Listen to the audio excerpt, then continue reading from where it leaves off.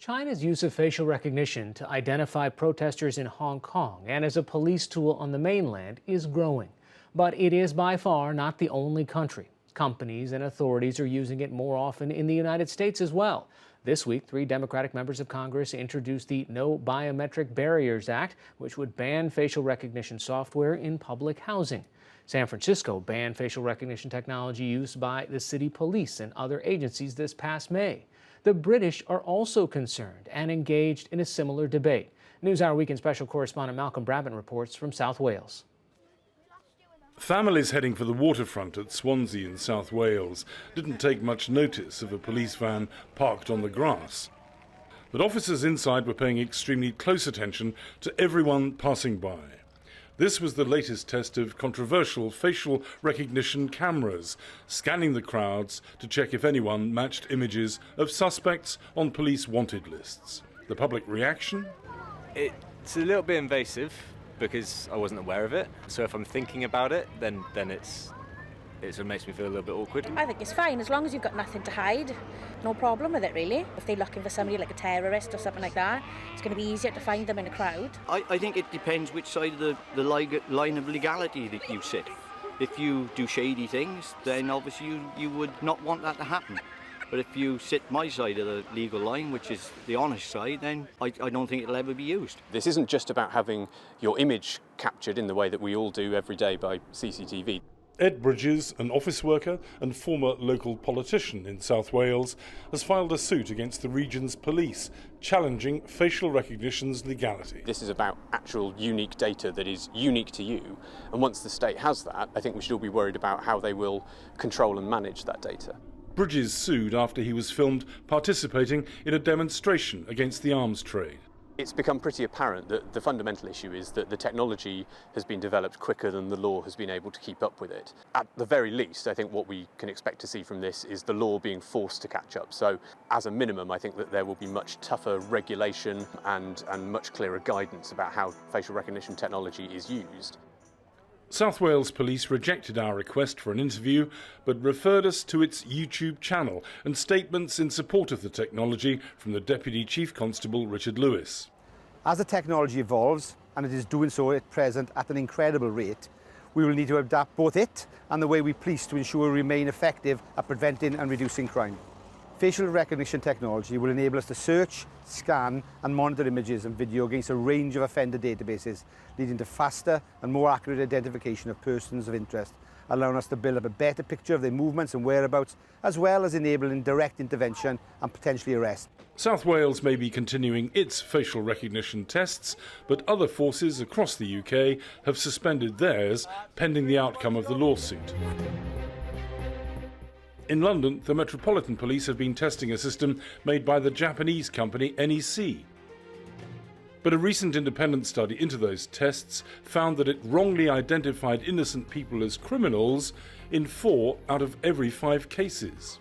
In ideal conditions, it's proven to be quite effective. The problem is the real world and the world outside is not an ideal condition. Lighting changes, people don't look directly at cameras, people look in profile and so on. The report's co-author, criminologist Professor Pete Fussey, has raised concerns about potential miscarriages of justice. There's a real mess in terms of the regulatory landscape, and that needs to be resolved. The reason for that is it biometrically processes people's data as they pass by, it links it to databases and so on. So because it's more intrusive, therefore you have to have a higher standard of oversight, you have to have a higher standard of authorisation. This is footage of the Metropolitan Police testing the technology during London's annual Notting Hill Carnival.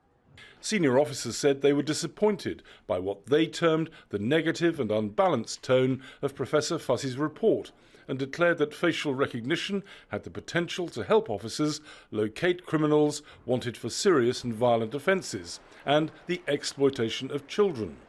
But UK human rights groups like Liberty believe the technology should be banned. Facial recognition has no place on our streets. It's feeding into a wider web of surveillance that the police and the state might use against us, and it's mass surveillance on an enormous scale. This technology is enormously dangerous to modern democracy. Hannah Couchman is Liberty's lead spokeswoman on facial recognition. It's very difficult to understand what the outer bounds of this technology would be. It poses a real threat to our rights and our ability to live in a society where we feel free to move around and protected from state power. Now, what's happened is the privacy lobby has taken the statistics and they've skewed them to create a narrative in the media, which is a misleading narrative. Zach Doffman heads a company, Digital Barriers, specialising in facial recognition. What isn't up for debate is whether or not the technology works, because it does work. It is incredibly accurate. It's significantly more accurate at recognising people from large watch lists than a human being ever could be, for example. Doffman says although facial recognition technology is far superior to standard CCTV cameras, it still needs a helping hand. If you put poor imagery into a database, then that will misidentify against lots of people because the computer can't work it out any more than if I gave you a grainy black and white photo and asked you to go out onto the street and find somebody, you'd be picking out all kinds of people. The computer will do the same thing. So you need to be very clear that the imagery you use in your system against which to recognise people is of high quality. And customers, law enforcement agencies are starting to better understand that now. Andy Trotter, the former head of Britain's Transport Police, says officers need all the help they can get to hunt down terrorists. Human interaction doesn't always work well. The number of people involved in tracking one person could range between 40 to 60 police officers or other operators, and then you could be unsuccessful. This is the immediate aftermath of the June 2017 London bridge attack, in which 3 Islamists drove a van into pedestrians, then leapt out and began stabbing passers-by. 8 people were killed. Andy Trotter says cases like this offer justification for facial recognition. Here in London, we've had the London Bridge attack, the Westminster Bridge attack.